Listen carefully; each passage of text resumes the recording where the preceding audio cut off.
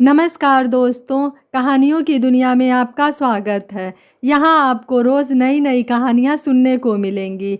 कई कहानियाँ आपको इंस्पायर कर जाएँगी और कई कहानियाँ आपको बहुत कुछ सिखा जाएँगी। तो चलिए आज की कहानी शुरू करते हैं। हमारी आज की कहानी एक बेटी की दर्द भरी कहानी है। क्या बेटी के माँ-बाप का कोई सम्मान नहीं होता है? क्या एक बेटी को अपने माँ बाप के प्रति जिम्मेदारियां नहीं होती हैं? क्या अपर्णा अपने ससुराल में अपने माँ बाप को सम्मान दिला पाई? तो चलिए आज की कहानी शुरू करते हैं।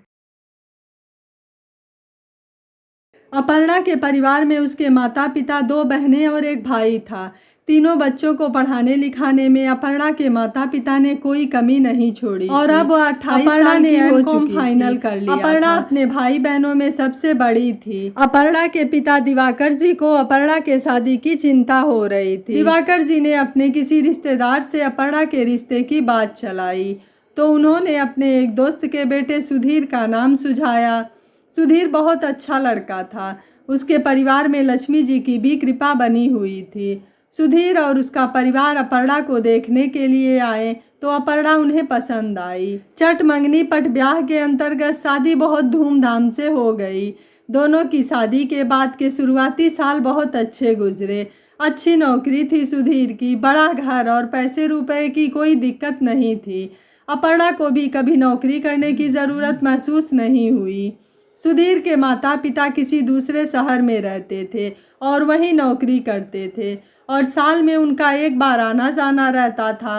अपर्णा एक बहुत ही संस्कारी लड़की थी। वह अपने सास ससुर को भी अपने माता पिता की तरह ही मान सम्मान देती थी। जब भी वह आते थे उनका वह ख्याल रखती थी और सब कुछ अच्छे से चल रहा था। मतलब कि एक खुशहाल परिवार था। सुधीर की एक बहन भी थी जो कि उसी शहर में रहती थी जहां माता पिता थे। अपर्णा के माता पिता उसी शहर में थे तो मिलना जुलना ज़्यादा रहता था। अपर्णा के भाई बहन की भी अब शादी हो गई थी।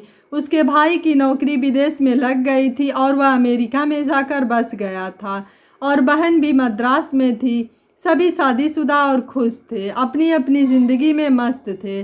अपर्णा समय के साथ साथ अब दो बच्चों की माँ भी बन गई थी। तभी नियति ने अपना रंग दिखाया और अपर्णा के भाई और उसकी पत्नी की कार एक्सीडेंट में मौत हो गई। युवा अवस्था में बेटे बहू की मौत ने उसके माता पिता को भीतर से तोड़कर रख दिया और अपर्णा के पिता बीमार रहने लगे। बड़े भाई के मौत की खबर सुनकर छोटी बहन भी आई और उसने माता पिता से अपने साथ चलने को कहा। पर एक तो बीमारी में लंबा सफ़र, फिर अपरिचित शहर में रहना। अपर्णा की मां ने जाने से इनकार कर दिया। दुखी मन से बहन कुछ दिन बिताकर वापस चली गई और अपर्णा से कहा, दीदी अब आप ही पास हो तो मम्मी पापा का ध्यान रखना। अब हम दोनों बहनें ही मम्मी पापा के बुढ़ापे का सहारा हैं। और कहकर अपनी दीदी के गले लगकर बहुत रोई। ऐसे समय में अपर्णा ने सुधीर की मदद से फैसला लिया और अपने माता पिता को बड़े मनुहार के साथ अपने घर पर ले आई कि कुछ ज़रूरत पड़ी तो हम होंगे ख्याल रखने को। माँ अकेले कैसे मैनेज करेंगी। आखिर परिस्थिति को देखते हुए माँ को मानना पड़ा और फिर उचित देखभाल और बच्चों के बीच रहने से उसके पिता के स्वास्थ्य में भी सुधार हुआ और अपर्णा के माता पिता बेटे के मौत के गम से उबरने लगे थे। धीरे धीरे ही सही जिंदगी की गाड़ी पटरी पर लौटने लगी। इस तरह समय बदला और सुधीर के पिता रिटायर हो गए और सुधीर के अनुरोध पर उसके माता पिता भी अब यहीं आकर रहने लगे। कुछ दिन तो सब अच्छा रहा पर फिर एक दिन दिवाकर जी की तबीयत खराब हो गई तो अपर्णा ने डॉक्टर को घर पर बुलाया। दिवाकर जी के पास पैसे खत्म हो गए थे और अपर्णा को समय नहीं मिला कि वह एटीएम से पैसे निकाल कर लाए तो अपर्णा ने अपने पास से ही दिवाकर जी के दवाई का बिल चुका दिया। अपर्णा की सास यह देखते ही तिलमिला उठी और जाकर अपनी बेटी को फ़ोन लगाई और उससे फ़ोन पर बात करने लगी।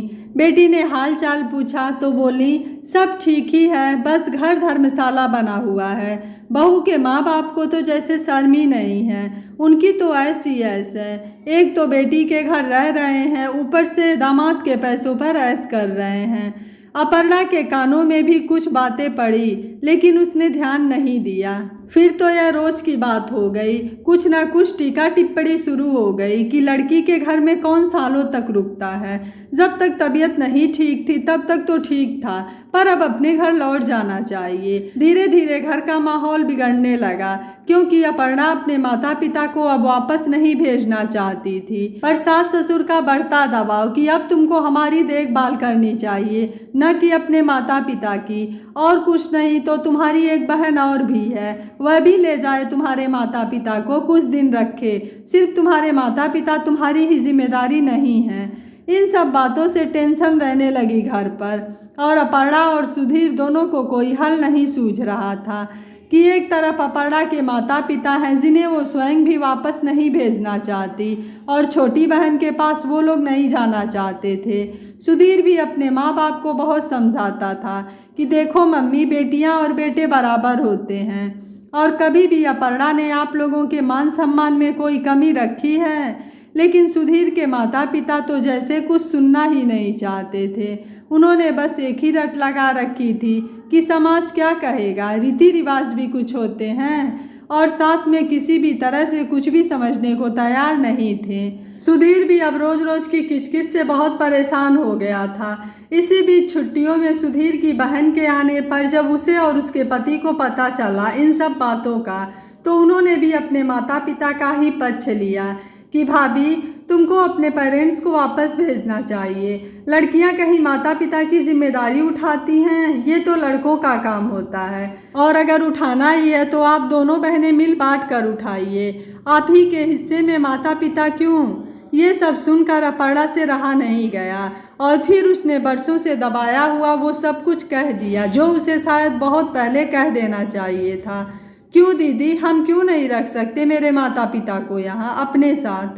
उन्हें हमसे और हमें उनसे बहुत सहारा है, और ये लड़कों का काम कैसे है? जब बचपन में माता पिता ने भेद नहीं किया तो हम क्यों लड़का और लड़की देखें? अब जब उनको हमारी ज़रूरत है तो अब हम उनकी इस स्थिति में उनको अकेला छोड़ दें? क्योंकि लड़कियां तो माता पिता की जिम्मेदारी ले ही नहीं सकती हैं। पर ये क्या बात हुई दीदी? आज मेरा छोटा भाई नहीं है, और वह भी मेरी बहन के साथ इस उम्र में फिर से नई शुरुआत नहीं करना चाहते हैं, और न ही वहाँ के हिसाब से रह पाएंगे। तो मैं भी उन्हें उनके हाल पर छोड़ दूँ? क्या लड़कियाँ सिर्फ लेने के लिए ही होती हैं, जिम्मेदारी उठाने के लिए नहीं होती हैं? पर मैं अपने माता पिता को अकेला बिल्कुल नहीं छोड़ूंगी, क्योंकि मैं उनको रखने में सक्षम भी हूँ, और ये मेरा फर्ज भी बनता है। और मम्मी जी, मेरे माता पिता सिर्फ शारीरिक रूप से मेरे ऊपर निर्भर हैं। फाइनेंशियली उनकी हालत इतनी ख़राब नहीं है कि उन्हें बेटी के ऊपर निर्भर रहना पड़े। और मम्मी जी, अगर रहना भी पड़ेगा तो वह अपने दामाद के ऊपर कभी निर्भर नहीं रहेंगे, क्योंकि उन्होंने अपनी बेटी को इतना काबिल बनाया है कि उनकी बेटी उन्हें नौकरी करके खिला सकती है, जैसे आपका बेटा आपको। और ननद जी, कल को ऐसा ना हो जाए कि आपको अपने माता पिता को अपने साथ ले जाना पड़े, तो आप क्या करेंगी? तब उसकी ननद नंदोई और उसके सास ससुर सबका मुंह बंद हुआ, क्योंकि बात जब खुद पर आती है तभी चुभती भी है और समझ में भी आती है। यह कहकर अपर्णा चली गई। कमरे के बाहर उसके मम्मी पापा खड़े थे और उनकी आंखों से झरझर आंसू बह रहे थे। उन्हें अपनी बेटी पर बहुत गर्व हो रहा था, लेकिन साथ ही उन्हें अपनी बेटी के घर रहने का दुख भी हो रहा था। उन्होंने एक दूसरे से आंखों ही आंखों में इशारा किया और अपने कमरे में जाकर अपने सामान की पैकिंग कर ली। और जब दोनों ड्राइंग रूम में अपने सामान के साथ आए तो अपर्णा आश्चर्यचकित होते हुए बोली, मम्मी पापा, आप लोग कहाँ जा रहे हैं? बेटा, हम लोग अपने घर जा रहे हैं। अब बहुत रह लिए तुम्हारे साथ, अब घर को भी तो देखना है। अब हम तुम पर कितना दिन बोझ बनेंगे? अपर्णा कुछ बोलने ही जा रही थी कि अपर्णा के सास ससुर ने अपने समधियों के सामने हाथ जोड़ लिए और कहा, समधी जी, समधन जी, हमारी गलती माफ़ी के लायक नहीं है, लेकिन अगर हो सके तो हमें माफ़ कर दीजिएगा। हम अपने बेटे के अहंकार में यह भूल गए थे कि अगर बहू की जिम्मेदारी बेटे के माँ बाप के प्रति होती है तो दामाद की जिम्मेदारी भी बहू के माँ बाप के प्रति होती है। आज हमें अपनी गलती का एहसास हो गया है। आज से हम एक दोस्त की तरह एक दूसरे के साथ रहेंगे, एक दूसरे के सुख दुख में भागीदार बनकर। और अब आपको यहाँ से जाने की कोई ज़रूरत नहीं है, क्योंकि यह आपके बेटे का घर है। दिवाकर जी ने अपनी समधी के हाथ पकड़ते हुए कहा, नहीं समधी जी, आपको माफ़ी मांगने की कोई ज़रूरत नहीं है। आपने मुझे दोस्त कहा है तो दोस्ती में no sorry no thank you. सब लोग हंसने लगे और आज अपर्णा के साथ साथ सुधीर की आंखों में भी खुशी के आंसू थे, क्योंकि आज उनका परिवार सही मायनों में एक परिवार हो गया था। दोस्तों, यह हमारे समाज की एक कड़वी हकीकत है कि बहू को तो उसकी जिम्मेदारियों का एहसास कराया जाता है, बहू से बहुत सारी अपेक्षाएं भी रखी जाती हैं बेटे के माता पिता के प्रति, लेकिन अगर वही फर्ज दामाद अपने सास ससुर के प्रति निभाने लगे तो लोग उन्हें जोरू का गुलाम और घर जमाई तक की भी संज्ञा दे देते हैं। हमारे समाज में बेटियों को बोझ समझने का बड़ा कारण ये भी है।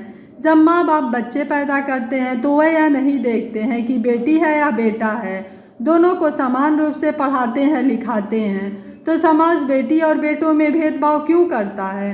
बेटियों को पराया धन क्यों कहा जाता है? अगर हर बहू बेटी बन जाए और हर दामाद बेटा बन जाए तो ना किसी को बेटे की कमी खलेगी और ना ही किसी को बेटी की। फ्रेंड्स, यह कहानी आपको कैसी लगी? इस कहानी के बारे में आपकी क्या राय है? आप हमें अपनी राय कमेंट ज़रूर करिएगा। वीडियो पसंद आया है तो वीडियो को लाइक शेयर एंड चैनल को सब्सक्राइब कर लीजिएगा। Thank you for watching. मिलते हैं अगली कहानी में।